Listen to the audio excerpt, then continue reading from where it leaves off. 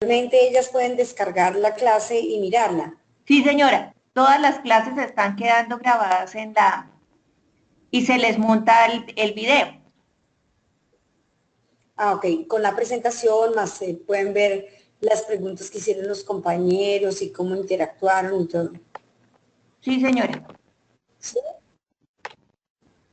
Ah, ok, perfecto. Si quiere, doctora, esperemos 5 minutos y ahí ya, Ah, y ya comenzamos. sí, estoy viendo en el correo de Danilda Severino que en Dominicana son las 6:54, o sea, faltan 6 minutos todavía. Nosotros ya tenemos las 7. Sí, entonces esperemos esos 6 minuticos. Aquí. Mientras tanto, si alguno de los compañeros que ya están conectados tienen alguna pregunta de la clase pasada, perfectamente podemos hacerla mientras esperamos los 4 minuticos para dar inicio a la clase para que todos nos podamos desocupar a tiempo, ¿vale? Mayra y Josie, buenas noches para todos.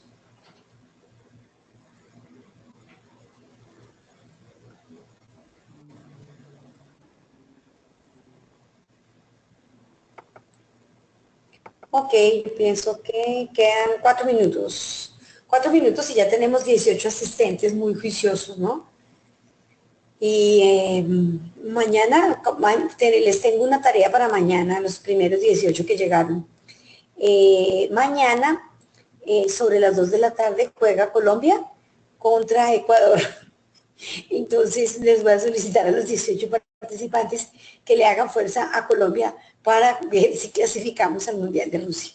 Es muy importante para Colombia poder llegar al Mundial porque llevamos muchos años sin ir, como el año pasado nos fue bien, pero no alcanzamos, entonces vamos a ver si en el próximo clasificamos. Esa tarea está fácil, ¿no? Es un poquito de fuerza para la selección de mi tierra porque acá donde me ven, esta profesora es fanática del fútbol, soy fanática de la selección, entonces justamente estoy corriendo toda la agenda para mañana a las 2 de la tarde poder dedicarme a ver el partido. Eso forma parte también del compromiso con la calidad. Eso, muy bien. Está muy bien esta porra para la selección Colombia, está perfecto. Eso, entre más hagamos fuerza, es que cabe la posibilidad de que se aumenten las probabilidades de que clasifiquemos, ¿sí? Si no, luego quedamos en el repechaje. Bueno, perfecto. Sí, porque yo recuerdo como si fuera ayer que en el Mundial pasado, los partidos del Mundial de Colombia los vi en República Dominicana y en las dos ocasiones perdimos. Me pegué una llorada y la doña, la doctora Jackie Lara, le tocó consolarme porque fue muy duro para mí aceptar que habíamos perdido contra Brasil. Bueno, pero cuando uno pierde contra un grande no es tan terrible, ¿no? Es más doloroso cuando uno pierde contra un equipo así que no sea tan bueno. Pero bueno, ahí vamos. Listos, estamos a 2 minutos, entonces, otra vez para los que recién se vincularon, muy buenas noches.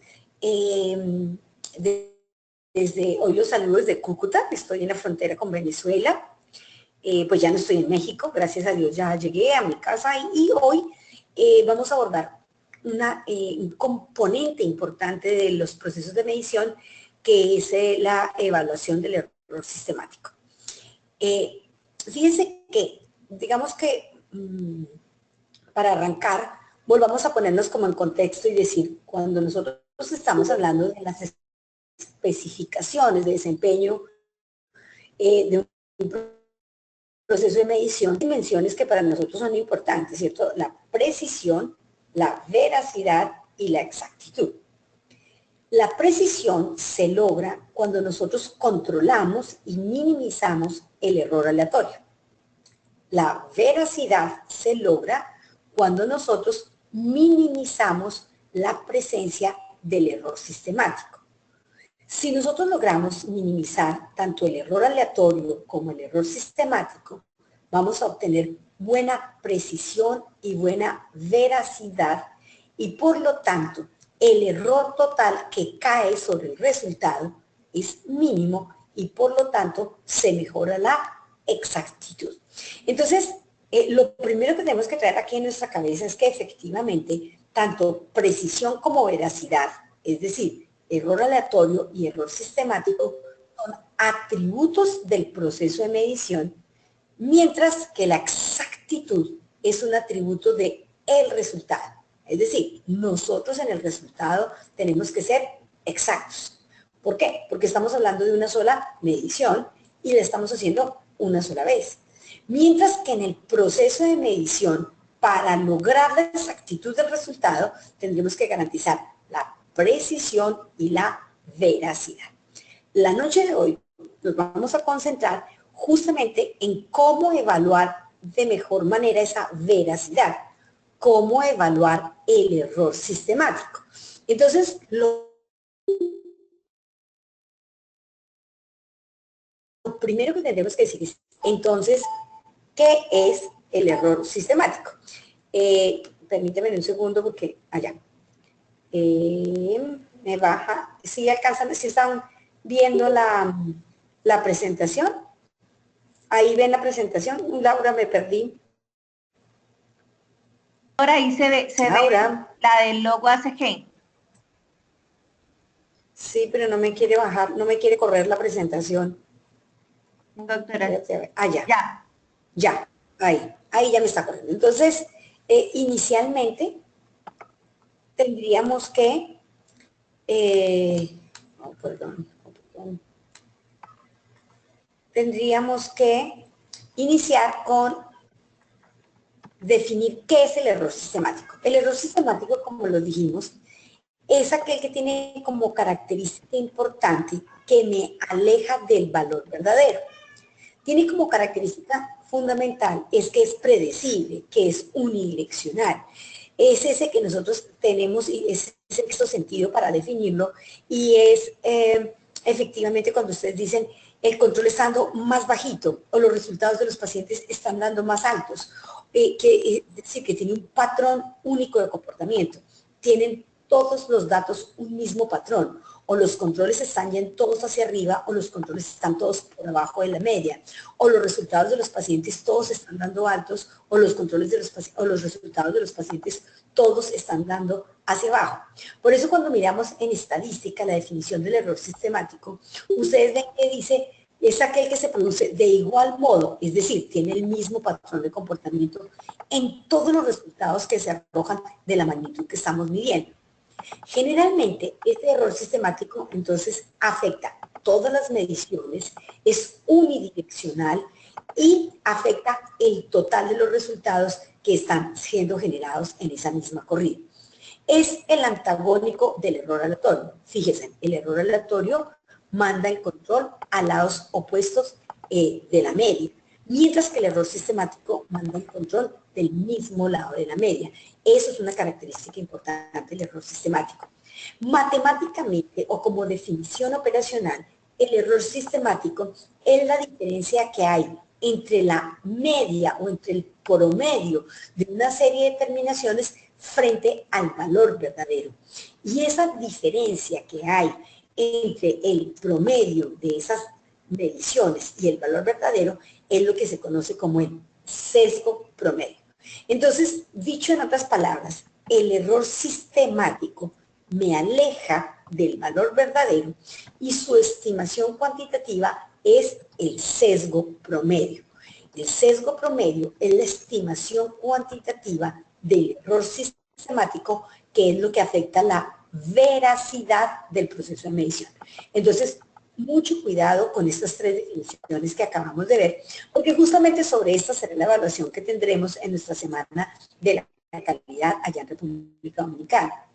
Tener muy claro cómo el error que se presenta es unidireccional, predecible, constante, maneja un patrón de comportamiento.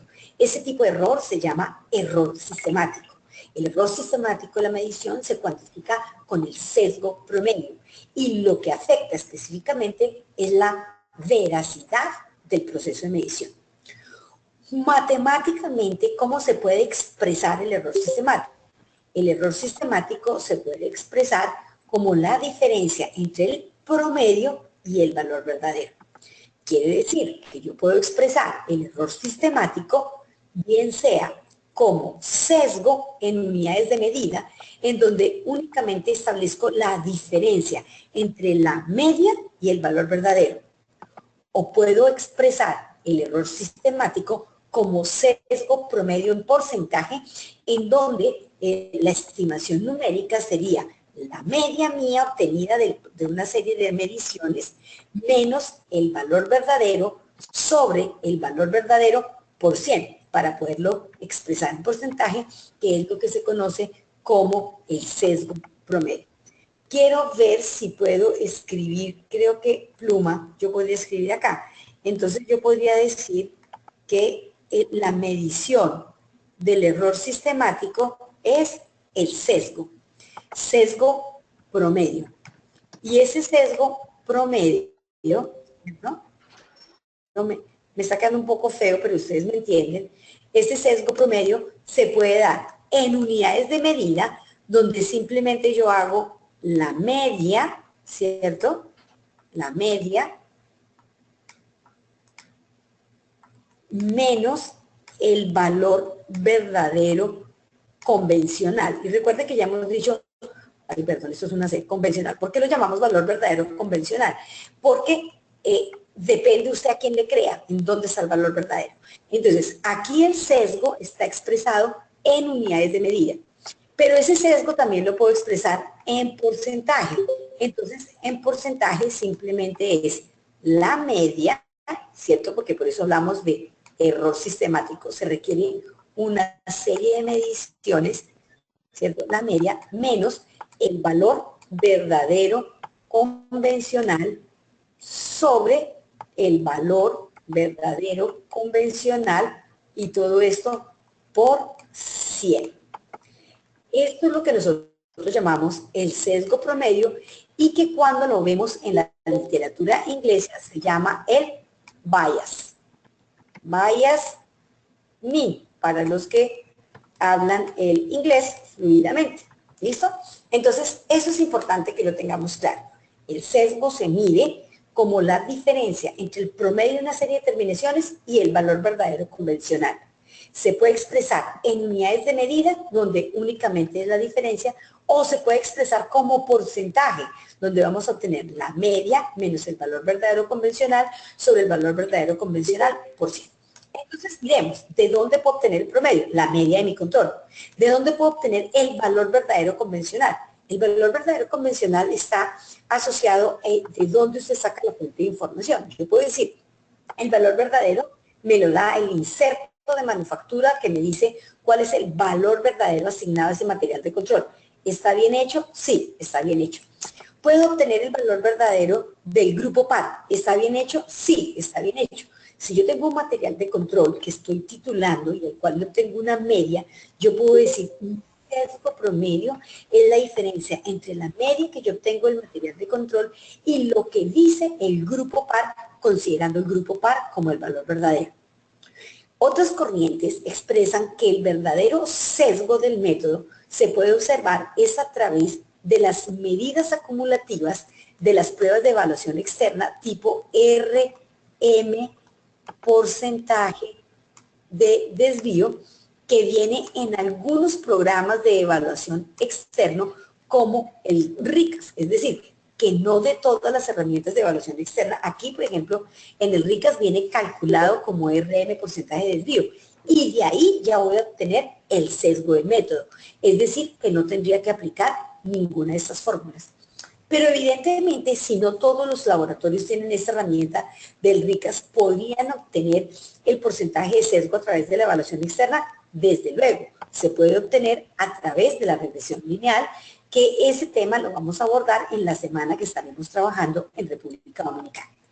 Entonces, para concluir, cuando nosotros estamos calculando el sesgo promedio como herramienta cuantitativa de la evaluación del error sistemático, lo puedo obtener o en unidades de medida o en porcentaje. en unidades de medida, la diferencia entre el promedio menos el valor verdadero, y en porcentaje, la media menos el valor verdadero sobre el valor verdadero por 100. ¿De dónde puedo obtener el valor verdadero? Lo puedo obtener del peer group, lo puedo obtener del inserto de manufactura del control o lo puedo obtener de la evaluación externa. También lo puedo obtener directamente calculado del RM, porcentaje de desvío, o de algún otro tipo de medida acumulativa que maneje la evaluación externa. Eso va a depender qué herramienta acumulativa maneja usted. ¿Listo? Oh Dios, no me pasa la diapositiva. Siguiente. Ok. ¿Cómo borro esas borrar será? Doctora, ¿qué necesita? Dime. ¿Borrar todos los dibujos? Allá. Entonces, continuamos. ¿Qué tipos de error sistemático existen? El error sistemático se ha connotado. El error sistemático. ¿Está viendo la pantalla? Lauri, ¿se está viendo la pantalla? Sí, señora. Ok. Entonces, el error sistemático, existen 3 tipos de error sistemático. Observe, si nosotros nos fijamos, esta es la recta, y estamos comparando 2 métodos, el método X contra el método Y. La recta que corresponde al azul, a la recta A, sería cuando X es exactamente igual a Y. Observen, si X vale 1, Y vale 1. Si X vale 2, Y vale 2. Si X vale 3, Y vale 3. Este sería el valor verdadero. Si nosotros observamos la recta C, hemos observado que exactamente cuando X vale 1, Y vale 2. Que cuando X vale 2, Y vale 3. Que cuando X vale 3, Y vale 4. Entonces, observe que esta que es la recta C, está generando un error de tipo sistemático constante, porque si observamos, sin importar la concentración, el tamaño del error en todas las concentraciones es el mismo. Entonces, cuando estamos hablando del error sistemático, podemos decir que existen 3 tipos de error. El error sistemático constante es aquel cuyo tamaño en valor absoluto es exactamente igual en todas las concentraciones. Fíjese, nosotros como ejemplo podríamos decir que estamos frente a un error sistemático de tipo constante, si efectivamente, perdón, ¿ustedes me están viendo?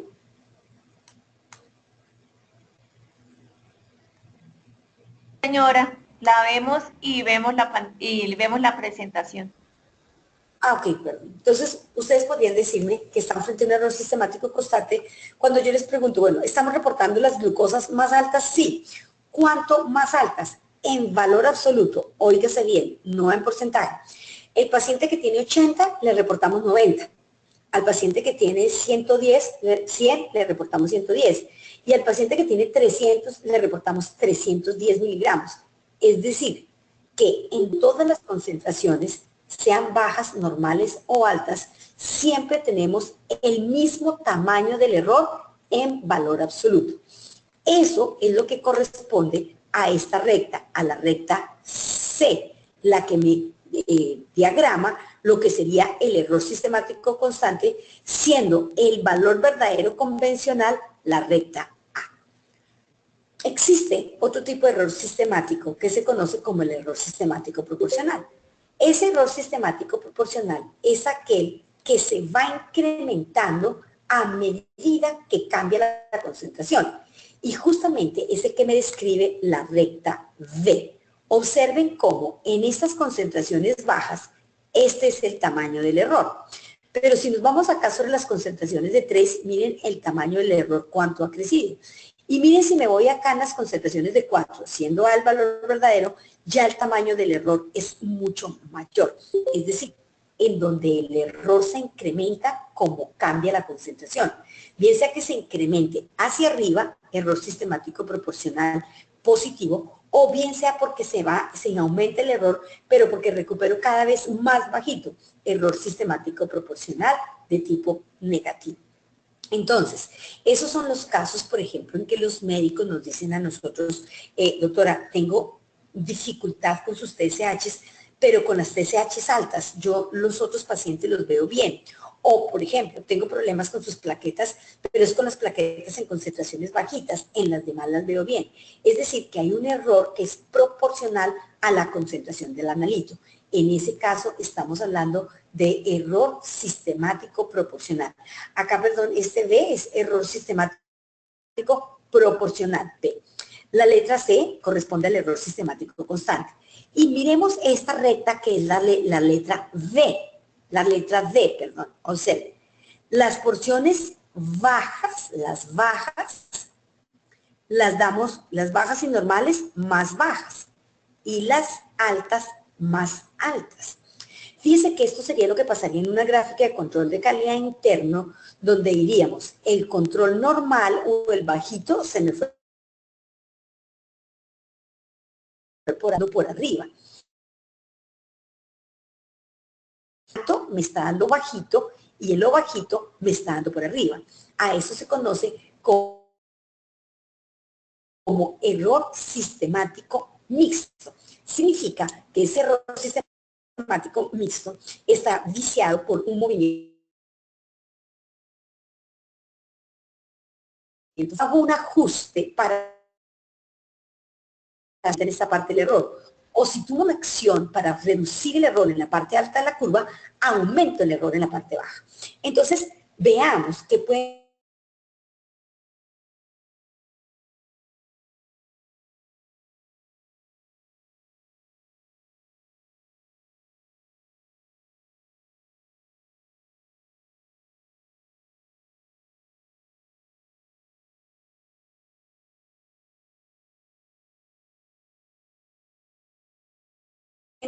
original. Generalmente el calibrador puede estar de reactivo o puede estar asociado a un blanco de reactivo que me está generando un ruido de manera constante en todas las determinaciones. Generalmente, para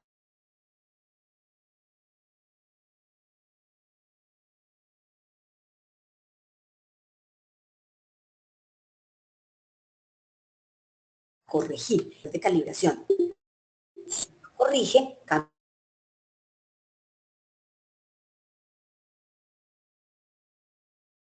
el lote reactivo e que no corrige, puede estar asociado a una pérdida de precisión de tipo constante en el volumen de pipeteo que esté asociado a la tecnología. El error sistemático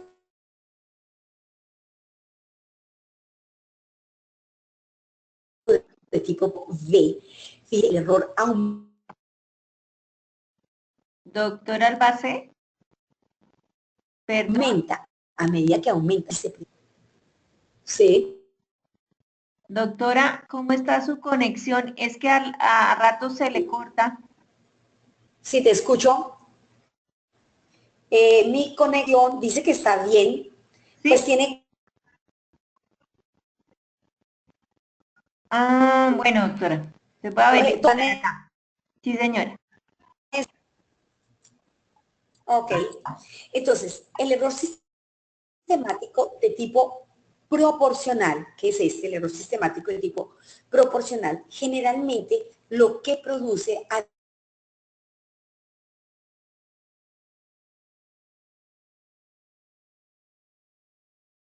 riesgos en un nivel de control asociados a deriva por pérdida de estabilidad de los reactivos y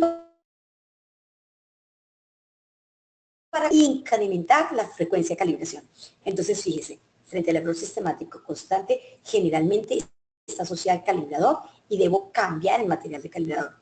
Frente al error sistemático proporcional, generalmente lo que debo hacer es incrementar la frecuencia. ¿Y a qué está asociado este tipo de error? El D, el error sistemático mixto, el que hace que unas veces dé el uno más alto y el otro más bajito. Generalmente está con calibrar ni con blanquear lo vamos a solucionar. Generalmente este tipo de error está asociado al sistema fotoóptico del equipo y es necesario llamar a ingeniería para que nos dé soporte con este tipo de error que se presenta en la medición. Entonces, ¿qué va a ser muy importante cuando nosotros estamos evaluando y cómo hacer muy evidente el error sistemático y poderlo cuantificar y poderlo controlar?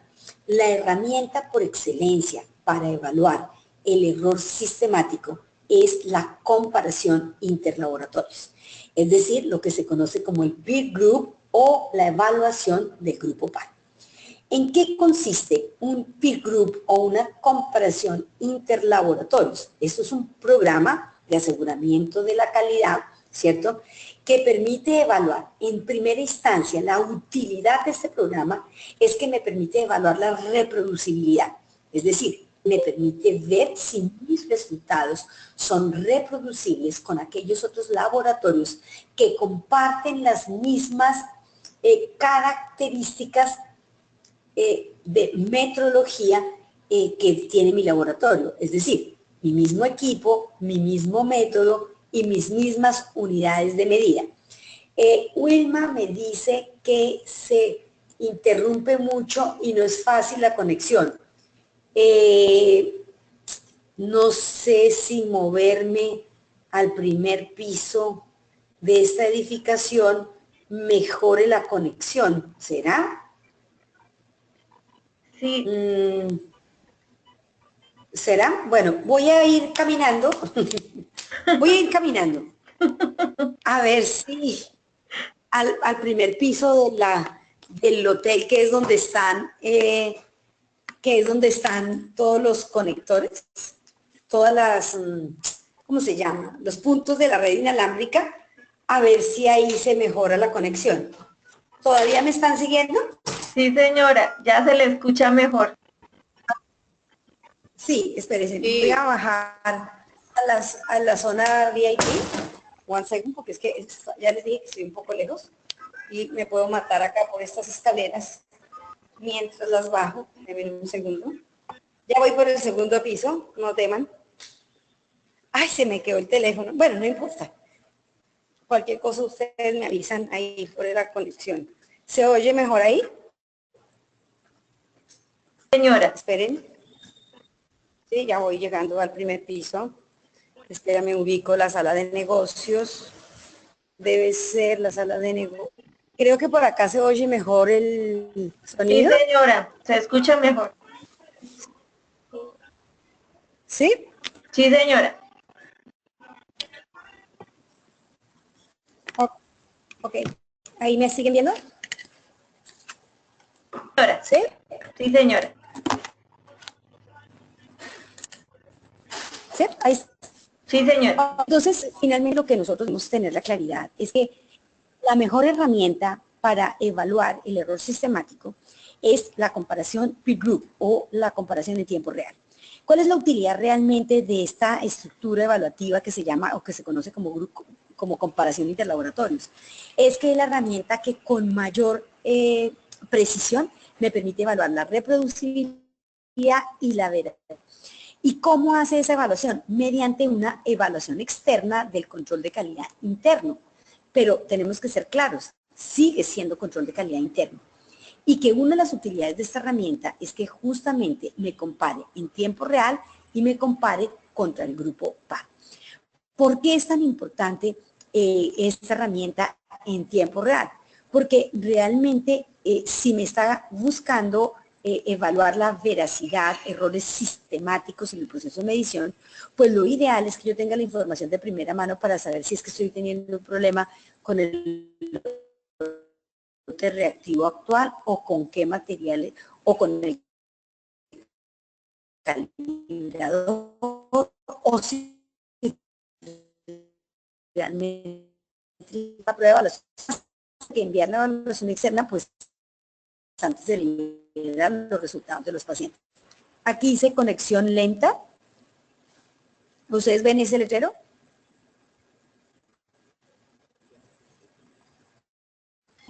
Ups, ¿sería que se cayó? No, señora, yo la estoy escuchando. ¿Aló? Aló, yo la escucho. Ah, ok. Es que, ok, me salí de la presentación. ¿Ahí la ven? Sí, señora, está en ¿Siguen viendo la ventajas. presentación? Ventajas. Peer group, fiabilidad. Sí, ya. Ah, ok. ¿Cuáles son las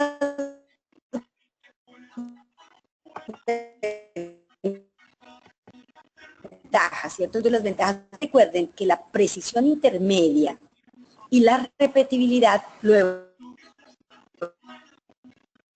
evaluamos nosotros dentro del laboratorio. Entonces, a través del Doctora, Big Group, me podemos están, hablar de que estamos perdón, evaluando una reproducibilidad. Dime. la gente está escribiendo que se escucha peor. Es, espérenme a ver entonces dónde me ubico. Voy a preguntar para dónde están las redes inalámbricas mejor ubicadas. Espérate, pregunto. Señor, buena noche. ¿Dónde hay mejor señal de internet aquí? Sí. No, es que estoy conectada con el exterior. Bueno, voy a ubicarme. Donde estaba primero se escuchaba mejor. ¿Me voy entonces para el tercer piso? ¿Será? La gente dice que sí. Bueno, entonces ahora nuevamente, espérenme un segundo porque ahora debo de volver a subir rápidamente por todas estas escaleras. Tenga cuidado, doctora. Sí, van a pensar, claro, una en este hotel sin ascensor es porque es un hotel pequeño, es porque estoy en la frontera, entonces acá los hoteles son como así. No todos los hoteles en Colombia tienen ascensores. Y ya voy llegando al tercer piso. Eso le sirve a mi corazón, ¿no? Esta subidera y bajadera. Ya llegué otra vez al tercer piso.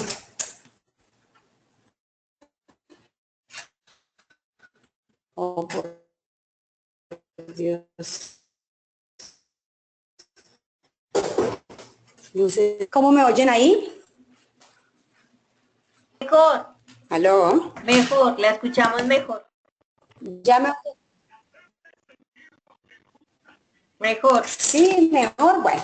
Vamos a ver si de pronto es mejor, bueno, entonces estaba mejor acá. Bien, entonces continuemos. Las ventajas del peer group son básicamente esas. Recuerden, la precisión y la reproducibilidad intralab se evalúa a través del control de calidad interno con la repetibilidad y la precisión intermedia. Pero la reproducibilidad y la veracidad solo son posibles evaluarlas a través de la participación de un peer group. Luego, para muchos laboratorios que no tienen esta herramienta, la conclusión es que están evaluando solamente su reproducibilidad intralab, porque mientras no tengan este tipo de herramienta, les va a quedar muy difícil evaluar la reproducibilidad y la veracidad con el deber ser. ¿Cuáles son las características que debe tener el peer group? Entonces, entre las características importantes que debe tener el peer group es que efectivamente uno me garantice una matriz que sea estable, lo más conmutable a las muestras de los pacientes que estamos procesando, que me garanticen un suficiente número de participantes con quien tener que comparar.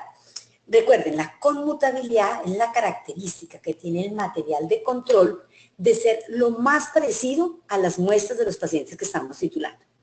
Segundo, el número de participantes siempre será importante en cualquier evaluación en la que me comparen con otros, justamente para garantizar la representatividad y la confiabilidad del valor contra el cual me comparo. Los datos que voy a mandar, las comparaciones interlaboratorios me permiten que yo evalúe la media del control asignada en el mes o la media acumulada que llevo de ese lote de control y me permiten hacer comparaciones tanto de orden nacional como de orden internacional. Generalmente lo que nosotros hacemos son comparaciones de tipo internacional. Y la frecuencia del reporte en este caso no existe, porque nosotros en la evaluación externa sí se puede hablar de frecuencia de reporte, en el peer group no, porque como estamos hablando de que lo más importante del peer group es que sea en tiempo real, quiere decir que cuantas veces usted quiera compararse con su grupo par, puede hacerlo. Si lo hace diario, mejor. Si lo hace semanal, si lo hace quincenal, si lo hace mensual. Lo lógico de este tipo de herramientas es que fuera de uso diario. ¿Cuál debe ser el número mínimo de comparación? A ver, Doc. Básicamente lo que uno esperaría es que el N mínimo de participantes para que esos grupos pares sean ligeramente representativos es un N de 10. Recuerda que con un N de 10 los promedios ya tienen significancia estadística. Por eso el N mínimo serían 10. Ya cuando tú dices 10, están 10 laboratorios que tienen un contexto y un ambiente meteorológico distinto. Están diciendo que la media les da 80, a todos 10 y a mí me está dando 65, es porque yo tengo un problema. ¿Sí estoy siendo clara? Pero cuando tú dices, no, es que mi grupo par somos 2, yo estoy diciendo 80 y los otros están diciendo 50, pues la misma razón tengo yo que me da 80, mi laboratorio, como lo tiene 50, el otro laboratorio que tiene 50. Entonces sí, efectivamente, el grupo de comparación, el N mínimo que uno debe esperar, son N. Hoy por hoy, en los analitos más frecuentes, ya tenemos N bastante significativos, de 70, 150, 300 laboratorios. Pero mira, sin lugar a duda, en los laboratorios, en los analitos que son de baja rotación, llámese, por ejemplo, la proteína S o la proteína C de la coagulación, el factor 8, el factor von Willebrand, que son muy pocos laboratorios los que los procesan, pues va a ser muy difícil tener grupos representativos. Entonces, en este tipo de parámetros, de mensurandos, decir que a través de un grupo par que tiene 3 participantes voy a evaluar la reproducibilidad y la veracidad, pues no es el camino correcto. En ese caso, por ejemplo, para este tipo de analitos, otra herramienta como el RM porcentaje de desvío que viene en el RICOS sería una mejor evaluación del error sistemático. O en ese tipo de analitos es una mejor evaluación del error sistemático la diferencia entre la media obtenida y el valor asignado por el fabricante de ese material de control. Eso sería una herramienta más significativa para la evaluación de ese error sistemático y de esa veracidad que un grupo par de 3 laboratorios o de 2 laboratorios en donde pues empieza a perder impacto la comparación. Para poder tener un grupo par, básicamente tendremos que cumplir con 2 características. Uno, tener un control de calidad independiente, aun cuando hay algunas casas comerciales que han implementado este peer group. Llámese, por ejemplo, en hematología, la herramienta Insight de la casa comercial Sysmex, que tiene un material de control para todos sus clientes, los cuales por lote son sometidos a comparación interlaboratorios por todos los que manejan el mismo material de control y que tienen la misma tecnología. Pero en líneas generales, óigase bien, el primer requisito, que todos los participantes tengan el mismo material de control. Segundo, que tengan la misma herramienta de software para poder enviar la información a un servidor que va a realizar las estimaciones cuantitativas y va a generarme las herramientas gráficas con relación a la comparación realizada. ¿Cuál es la comparación realizada que me va a hacer? Primero, me va a comparar contra un grupo de laboratorios que se conocen como laboratorios homólogos. ¿Por qué? Porque tienen mi mismo método, mi mismo instrumento, reportan en mis mismas unidades de medida y lo realmente soñado y adecuado para un grupo par es que tuvieran el mismo lote de reactivo y el mismo lote de calibrador, para que efectivamente cuando al mercado entra un nuevo lote reactivo, uno pudiera ver realmente las variaciones que se presentan en ese material de control por el cambio de lote reactivo. En el tiempo actual, esto sigue siendo un sueño. A la fecha, los grupos con que nos comparan solamente comparten el instrumento, el método, las mismas unidades, el mismo material de control y pare de contar. Hasta aquí. No hemos logrado hacer grupos pares que tengan con nosotros el mismo lote reactivo y el mismo lote de calibrador, justamente porque aún tenemos muy pocos participantes. Entonces, en el mercado, el grupo par que más nos ofrecen está solamente hasta la unidad de instrumento, método y unidades de medida. Los grupos pares de comparación, o las comparaciones interlaboratorios, digamos, más famosos que hemos escuchado, corresponden al material de control de Bio-Rad con su software Unity y al material de control de Randox con su software 24/7. Observen que dije dos atributos importantes, un material de control y un software, que es lo que permite establecer las herramientas comparativas. ¿Cuáles son esas herramientas estadísticas con las cuales a través nos comparan? ¿Qué es lo que nos califican? ¿Qué es lo que me comparan contra el grupo par? Inicialmente, entonces me comparan la media que le asigné al material de control y el coeficiente de variación con que trabajé ese material de control en el periodo evaluado. Dicho en otras palabras, en la comparación interlaboratorios me van a evaluar la exactitud de la media asignada al material de control mediante una herramienta que se llama el SDI. ¿Qué significa el SDI? El índice de desviación estándar. Es decir, me van a calificar la media que yo le asigné a mi material de control, a cuántas desviaciones estándar quedó de la media del grupo par. Y el criterio de aceptabilidad es estar entre más o menos 2 índices de desviación estándar. La segunda medida importante del peer group es la evaluación de la imprecisión. ¿Cómo me van a evaluar esa imprecisión? A través del coeficiente de variación observado de cada nivel de control mediante el CDI, que significa índice de coeficiente de variación, en donde lo único que están haciendo es comparando el coeficiente de variación observado para mi material de control versus el coeficiente de variación observado por el grupo par, donde el criterio de aceptabilidad debe ser menor o igual a 1. Entonces, mirándolo ya matemáticamente cómo se obtiene, el índice de coeficiente de variación es la evaluación de mi imprecisión, está dada por el coeficiente de variación del control de laboratorio sobre el coeficiente de variación del grupo par y debe ser menor o igual a 1. Y el índice de desviación estándar, que es la media de mi laboratorio, no de mi laboratorio, sino del control de mi laboratorio, nivel de control de mi laboratorio, menos la media del grupo par sobre la desviación estándar del grupo par, y este puede ser positivo o negativo hasta 2. Entonces, estas son básicamente las dos herramientas con las cuales me van a evaluar mi peer group, con el SDI y con el coeficiente de variación. ¿Qué otras herramientas me va a dar el programa interlaboratorios? Claramente el gráfico de Levin-Jennings, que ya lo sabemos manejar, donde voy a ver el patrón de comportamiento del control, que debe fluctuar entre la media y más o menos 1, pocos datos entre 1 y 2, y muy pocos entre 2 y 3 desviaciones estándar. Me debe proporcionar un histograma de medias. ¿Cuál es la importancia del histograma de medias? Acá debemos de tener claridad entre la diferencia de estos dos gráficos. El Levin-Jennings me permite monitorear el comportamiento del control, nivel por nivel, cómo se porta cada nivel de control. Mientras que el histograma me permite ver el comportamiento de la media del control. Luego, el histograma es la mejor herramienta para evaluar el error sistemático. Entonces, si yo miro el Levin-Jennings, miro el comportamiento de mis datos de control en el día a día. Cuando miro el histograma de medias, lo que puedo evaluar es la presencia del error sistemático con mayor facilidad. ¿Por qué? Porque evalúa el comportamiento del control. Entonces, una cosa es la media del control, que es lo que vemos en el histograma, y otra cosa es el comportamiento de los puntos.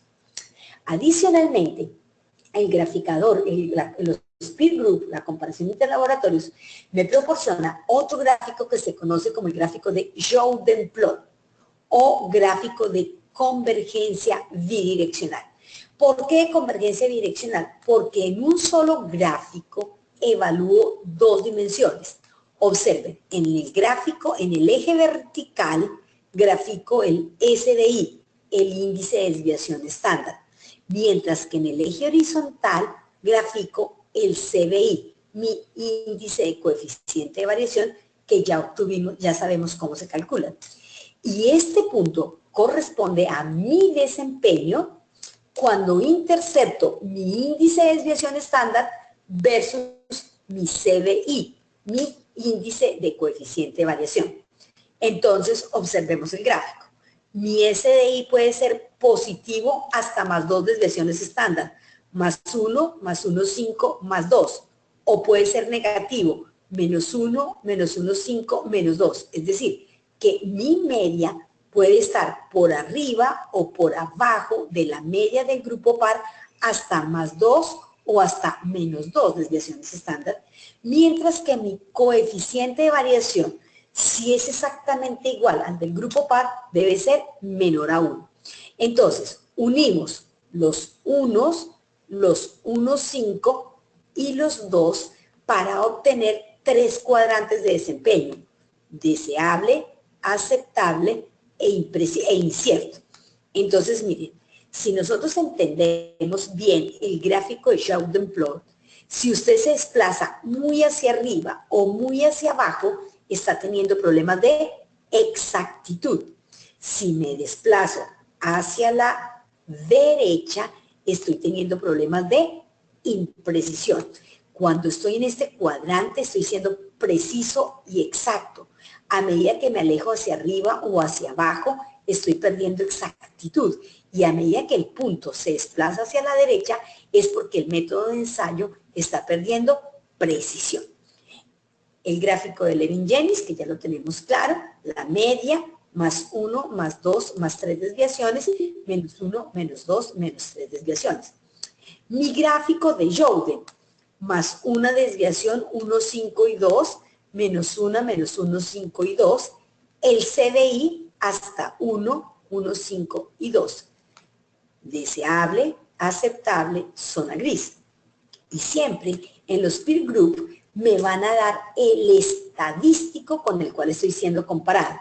Observe, acá me están hablando del analito, el método por el cual estoy siendo comparado, la máquina contra la cual estoy siendo comparada, y me están diciendo si los datos acumulados de ese lote de control o si lo que me están evaluando es el mes de control. Cuando dice acumulado es porque estoy evaluando todos los datos que tengo de ese lote acumulados. Cuando dice mes es porque solo me van a evaluar la media del mes, la desviación estándar del mes y el coeficiente de variación del mes. Entonces, significa que en los grupos pares, estos son mis resultados.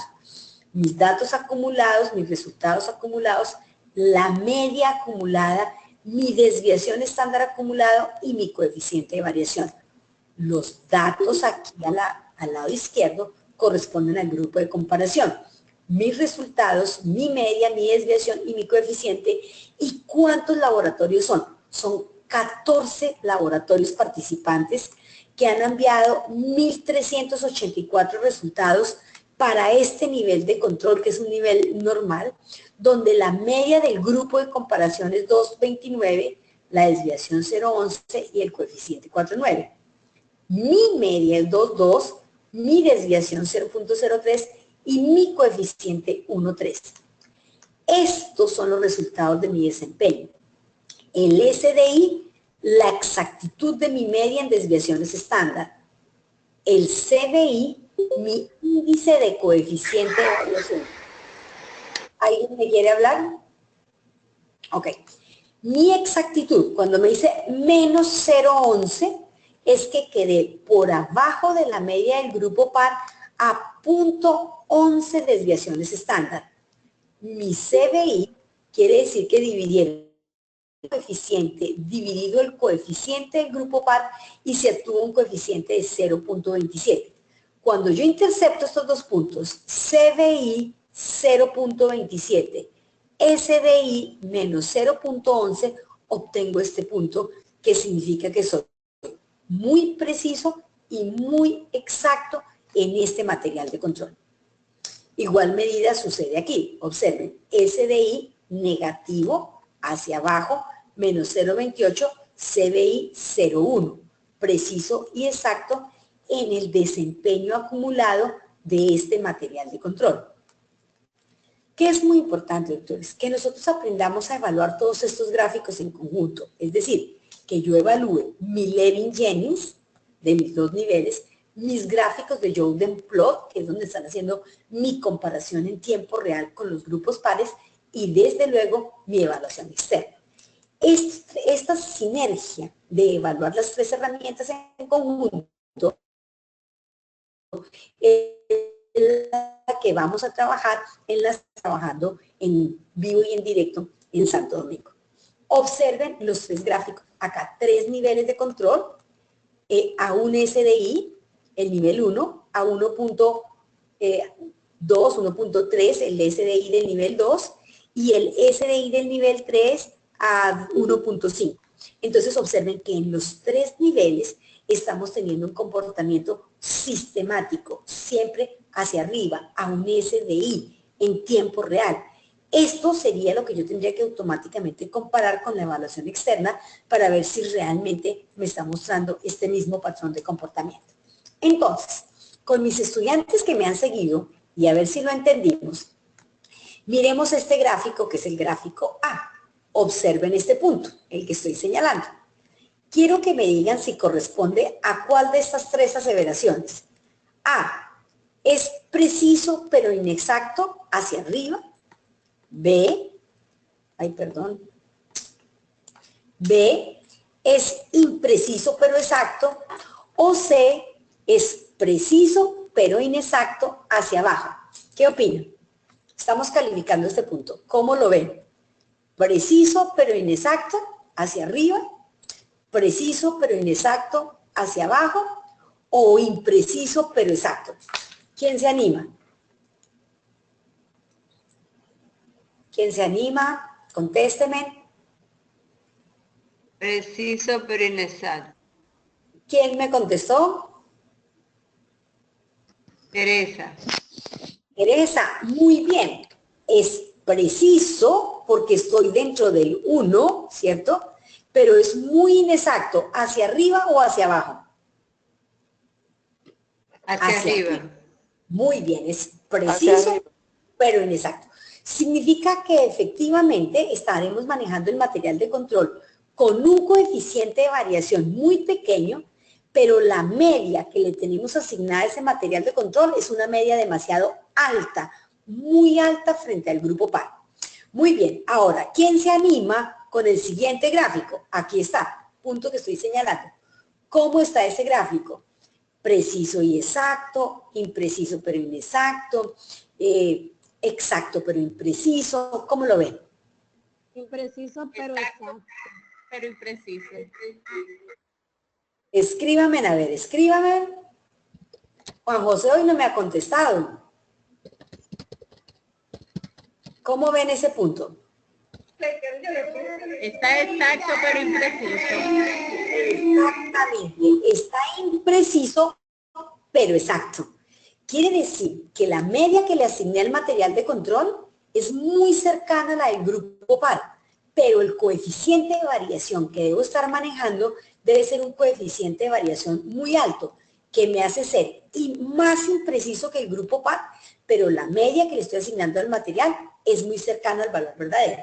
Entonces, observen, en el primer caso, acá, en donde estoy siendo muy preciso pero inexacto, mi problema no es de imprecisión, no es de error aleatorio, es de que el valor que estoy obteniendo en la media no corresponde, es un valor muy alto.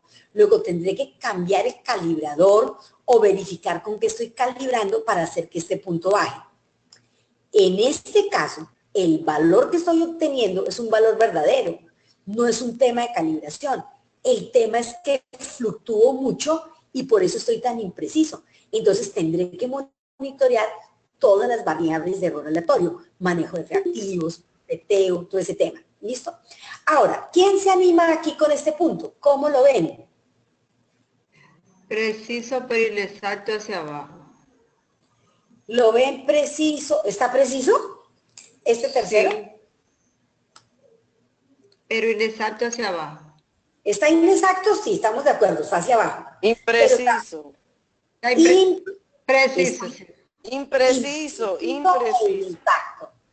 Muy bien, Juan José, impreciso pero inexacto. ¿Quién más me dijo? Wilma. Josefina no me contestó.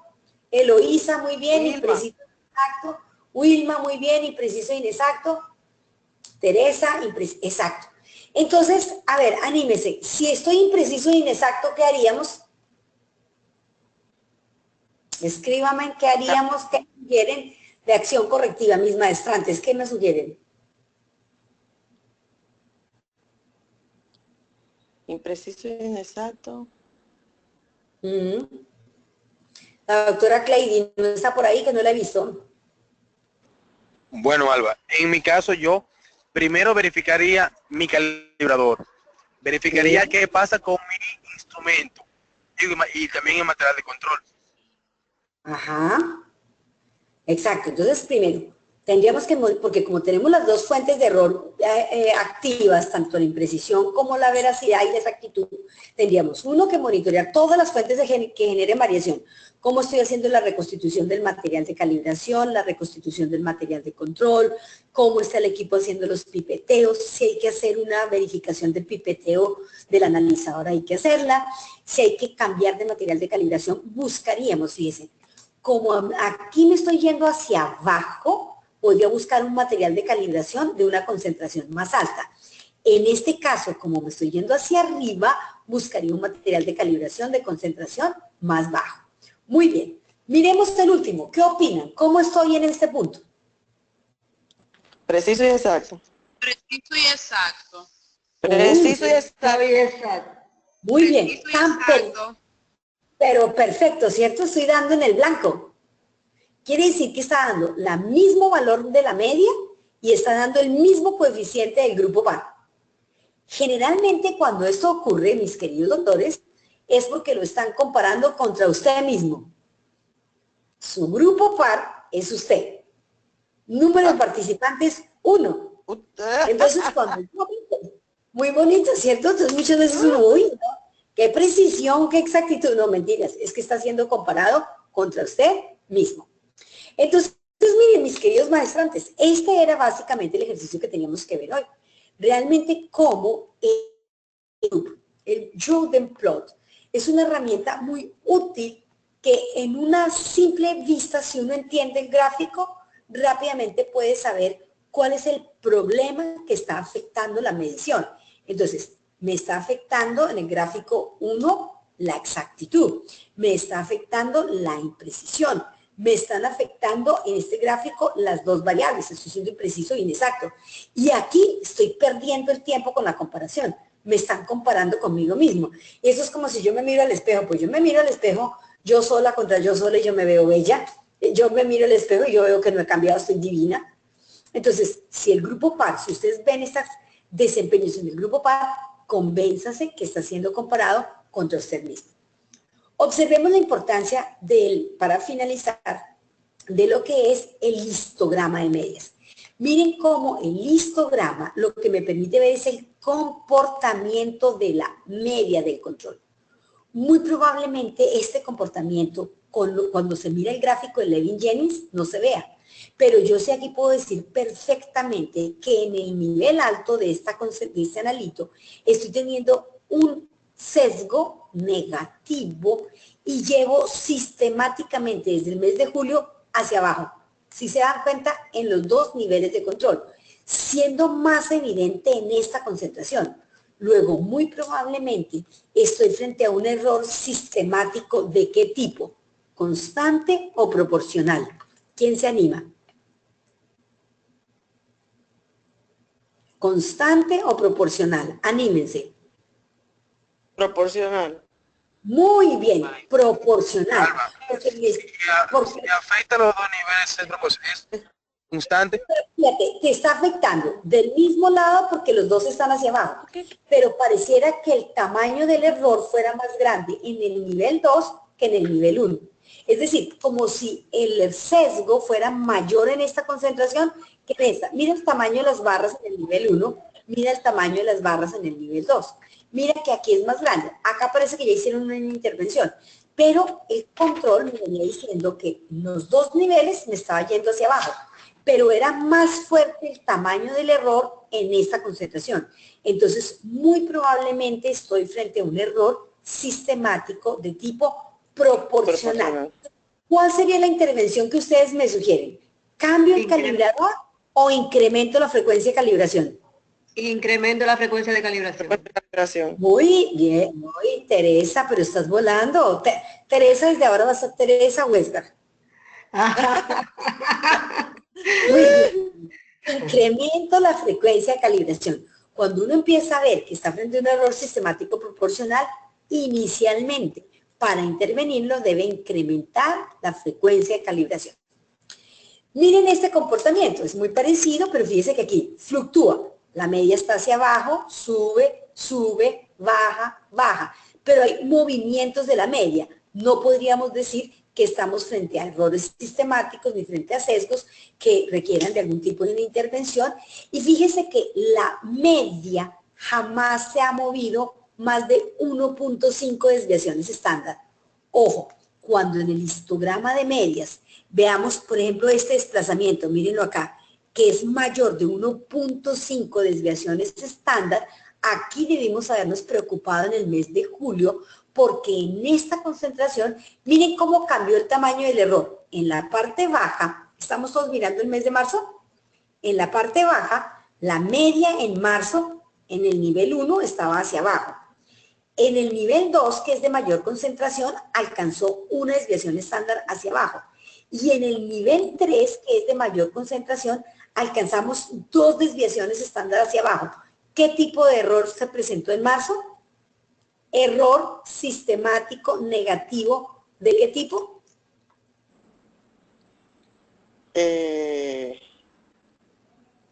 Proporcional. Muy bien. Constante si el tamaño de las barritas hubiera sido el mismo. Observen cómo en el nivel 1 tenía un tamaño de menos de una desviación. Hacia abajo, menos de una desviación. En el nivel 2, que es de mayor concentración, alcanzó una desviación. Y en el nivel 3, que es de mayor concentración, alcanzó las 2 desviaciones. Entonces es como si el error fuera creciendo a medida que cambia la concentración. Muy bien, Lisania, fue aumentando como aumentó la concentración. Entonces, si a mí el médico me dice de este analito que en una TSH, doctora, usted las TSH me las está reportando más bajitas, sobre todo las concentraciones altas, el doctor tiene la razón. Yo rápidamente voy y miro en el histograma y digo, uy, sí, tengo un error sistemático negativo. ¿Por qué? Porque la media de los 3 niveles se fue hacia abajo. Entonces eso ya lo hace sistemático. Negativo porque se fue hacia abajo. Y proporcional porque el tamaño del error fue creciendo como creció la concentración. ¿Hasta ahí entendimos? Muy bien. Entonces eso generalmente se corrige incrementando la frecuencia de calibración. Miren que este es un comportamiento más sano. Por arriba, se baja, fluctúa, baja. Aquí en cuanto pareciera que estaba alto, se nos fue yendo hacia abajo. Alto y se nos fue yendo hacia abajo. Fíjense que pareciera que le hicieron una intervención aquí y que con la intervención se fue hacia abajo, pero aún estamos en una desviación estándar. Lo que uno podría observar es que la media en los últimos meses está sesgada hacia abajo para esta fosfatasa alcalina. ¿Qué habría que hacer? Habría que revisar frente al externo. Si en el externo estamos bien, podríamos pensar en recalcular la media. Si en el externo también nos estamos yendo hacia abajo, tendríamos que pensar en corregir. Pero fíjense que este ya es un error de tipo constante. El comportamiento es el mismo en los 2 niveles de control. Si es constante, ¿qué intervención harían? Anímense. Juan José hoy no se me ha contestado ni una. El material de calibración o el Sí. reactivo. El blanco.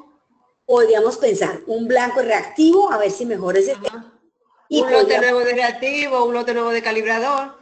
Y podríamos iniciar con un lote nuevo de calibrador. Si ahí no corrige, podríamos efectivamente también cambiar el lote reactivo. Pero lo que quiero que les quede muy claro es la diferencia entre lo que... Muy bien, ay, Juan José, sí escribe, pero ya lo leí. Es que te extraño, Juan José, te extraño, para que te des cuenta. Bueno, entonces el error constante tiene esa característica, ¿cierto? Afecta, es del mismo tamaño, es del mismo, miren, el mismo tamaño en abril, el mismo tamaño en mayo, casi el mismo tamaño en junio, en julio, en agosto. Es un error de tipo constante en los dos niveles. Muy distinto al graficado anterior, donde vimos un error sistemático de tipo proporcional. Entonces, miren, mis queridos maestrantes, para mí es muy importante que nos quede muy claro que cuando nosotros queremos tipificar el error sistemático, la herramienta debe ser el histograma de medias. Cuando queremos ver en el día a día el comportamiento del control y la intervención que tenemos que hacer, pues la herramienta es el gráfico de Levin-Jennings. Y cuando ya tenemos que evaluar el desempeño de mi laboratorio frente al grupo par para saber si estoy siendo preciso y si estoy siendo exacto, el graficador es el gráfico de Jordan-Plot. Entonces, cuando nosotros participamos en un peer group, tenemos tres herramientas gráficas muy importantes. El Levin-Jennings, para que en tiempo real yo detecte error aleatorio o error sistemático de acuerdo a la activación del algoritmo de Westgard. ¿Listo? El gráfico de histograma de medias, porque me permite tipificar si el error sistemático es de tipo constante o de tipo proporcional o de tipo mixto. Y el gráfico de Jordan-Plot, porque me permite evaluar si estoy siendo preciso y exacto, o impreciso e inexacto, o preciso pero no exacto. Y que eso me va a permitir focalizar las acciones de mejora. Adicionalmente, los gráficos, los peer group, incluyen en la actualidad, adicional al gráfico de Levin-Jennings, los gráficos de error total, que en nuestra semana de encuentro en Santo Domingo veremos efectivamente cómo se hace esta sinergia entre lo que es el desempeño estadístico en desviaciones estándar y el gráfico de error total. A manera de ejemplo les presento, miren el día 30, creo que esto es que no trae la gafa, pero observen este punto. Si yo miro este punto, que es el tercer punto antes del final de la corrida, aquí el día lo estoy señalando, y estoy validando por el gráfico de Levin-Jennings, ¿valían o no valían ese punto? El gráfico del día 21. ¿Valían o no valían en el Levin-Jennings ese punto?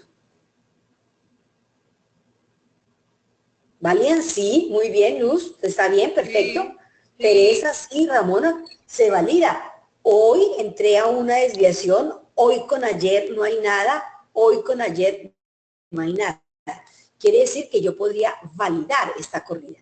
Pero si yo voy y miro este mismo punto en el gráfico de error total, miren el mismo punto, ¿en dónde quedé? Excluido del gráfico de error total, porque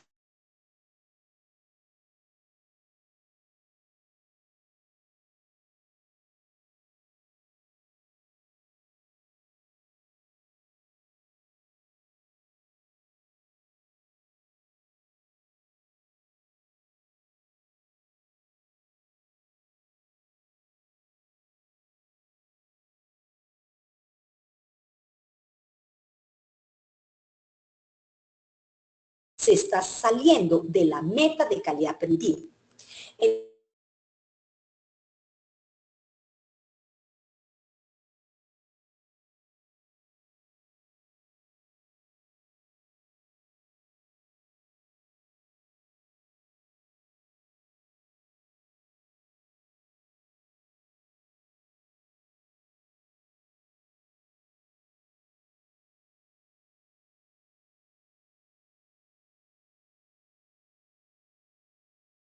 Está validando bien cuando en realidad se está saliendo de la meta de calidad permitida.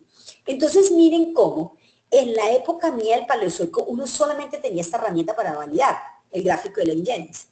Hoy, aparte del Levin-Jennings, tiene el gráfico de error total que le establece, le dice, mire, ese gráfico de Levin-Jennings le quedó con unas desviaciones estándar tan grandes, usted cree que está trabajando bien y realmente no lo está haciendo. Estos ejercicios del error total los vamos a trabajar en nuestra semana de encuentro allá en Santo Domingo. Observen otro modelo de peer group. Este es el eCheck que se utiliza por los analizadores de hematología. Miren cómo en índices de desviación estándar, fíjense, le está graficando los 3 niveles de rojos, RBC rojos, nivel 1, nivel 2, nivel 3, ¿sí? Los 3 niveles, y los 3 niveles le están diciendo que se está yendo hacia arriba, hacia los 2 SDI. Entonces, fácilmente, si esto es lo que me está mostrando el peer group de mis rojos, yo lo iría a corroborar con la evaluación externa, porque me diría que estoy teniendo un error sistemático que parece ser constante, positivo en los glóbulos rojos. Observen acá, para cada parámetro, los rojos, la hemoglobina, el hematocrito, el volumen, pero el comportamiento es el mismo. Índice de desviación, A+2 y A-2. Observen cómo todo el analizador está sistemáticamente yéndose todo hacia arriba. Si bien es cierto, no es significativo, porque no se sale del 2 SDI, sí me está diciendo que hay un patrón de comportamiento. Hay un patrón de comportamiento en todos los parámetros a reportar sistemáticamente hacia arriba. Por ejemplo, eso puede estar asociado simplemente a que el analizador requiere de un mantenimiento de tipo preventivo. Miren acá, por ejemplo en el porcentaje de neutrófilos ya le está diciendo que es significativo. Si se dan cuenta que es significativo porque se ha salido de los 2 SDI. ¿Por qué era para mí importante mostrarles este gráfico? Desde que ustedes sepan qué es un SDI y qué es un peer group, no importa qué gráfico o qué herramienta les presenten, tienen que saber interpretar. El SDI es la evaluación en desviaciones estándar de la exactitud de mi media. Si todos los niveles se van para un mismo lado, me están hablando de sistematicidad, de patrón de comportamiento. Si se van para lados opuestos, estoy frente a la aleatoriedad. Si se sale de las 2 desviaciones estándar, estoy frente a un error sistemático. Si están dentro de las 2 desviaciones estándar, estoy frente a un sesgo. Sesgo es distinto de error sistemático. En juntos casos, se debe hacer intervención. La ventaja es que en el sesgo la intervención es de tipo preventiva. En el error sistemático, la intervención es de tipo correctivo. Bien, mis queridos maestrantes, eso era todo lo que íbamos a trabajar el día de hoy. Quiero que me digan preguntas, si les quedó claro, o si ya tienen alguna pregunta así muy extraordinaria, entonces para que la dejemos el día en la presentación. ¿Qué me dicen? Entonces, ¿es necesario analizar todos los gráficos o es más recomendable analizar desde el error total que el de Levin-Jennings? A ver, fíjate, excelente pregunta. ¿Quién me la hizo?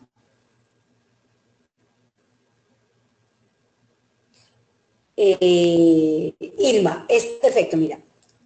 El Levin-Jennings no puede ser reemplazado por el gráfico del error total porque son 2 herramientas con 2 usos distintos.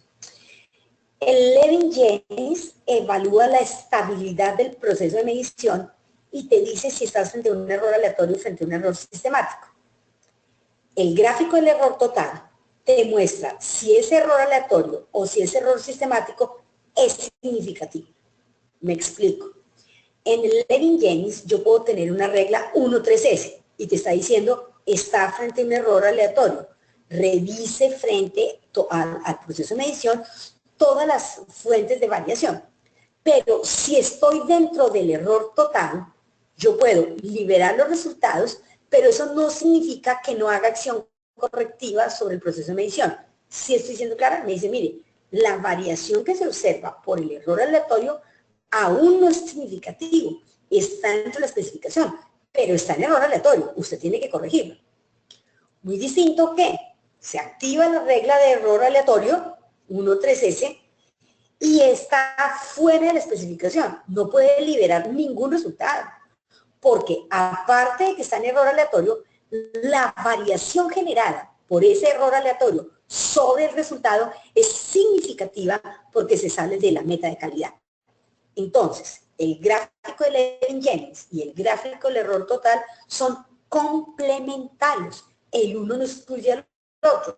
Lo que pasa es que el uno me caracteriza qué error tengo, aleatorio o sistemático, y qué acción tengo que hacer sobre el proceso de medición, el Levin-Jennings.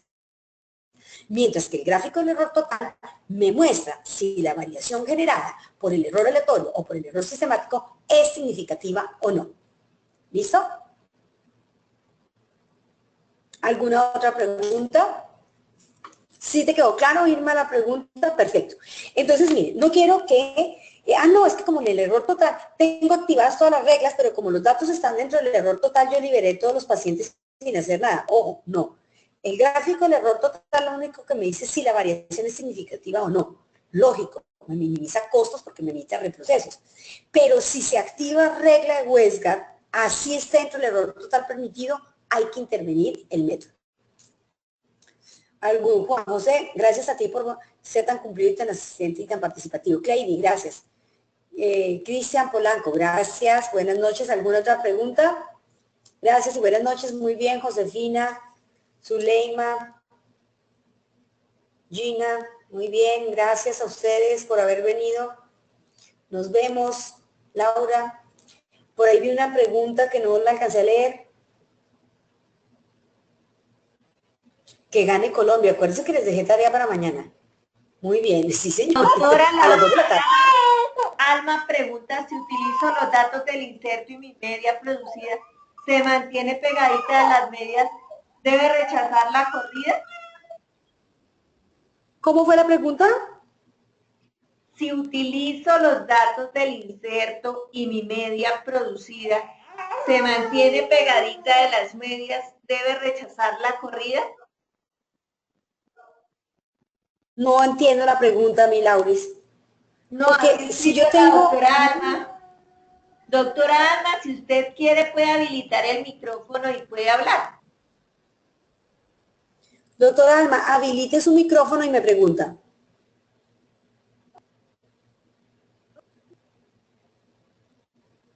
Gracias, Amarilis. Mis valores que yo estoy produciendo se mantienen siempre pegaditos de la media, sea por arriba o por debajo. ¿Tengo que rechazar la corrida? Es que no entendí la pregunta. Si mi media, yo voy a calcular mi veracidad frente a la media del inserto. Mi media menos la media del inserto sobre la media del inserto por 100 me da mi sesgo. Gracias, Joana.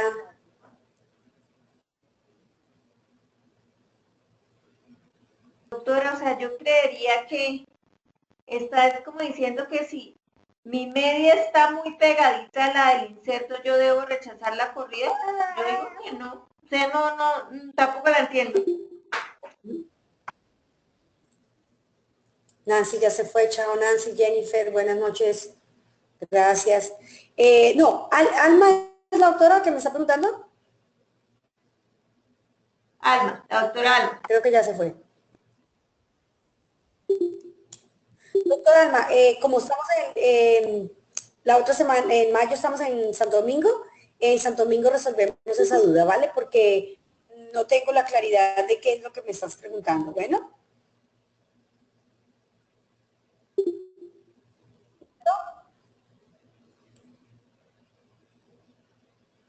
Muy bien.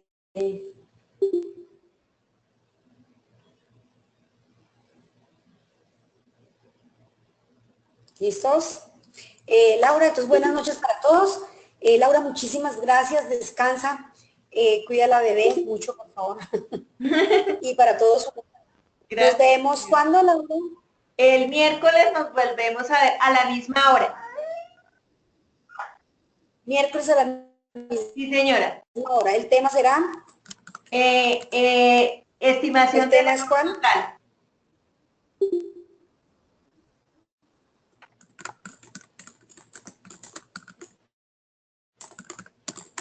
Ok. Listo. Entonces, nos vemos el miércoles. Un abrazo. Se les quiere. Doctora, que descanse y muchísimas gracias. ¿cierto, Laura?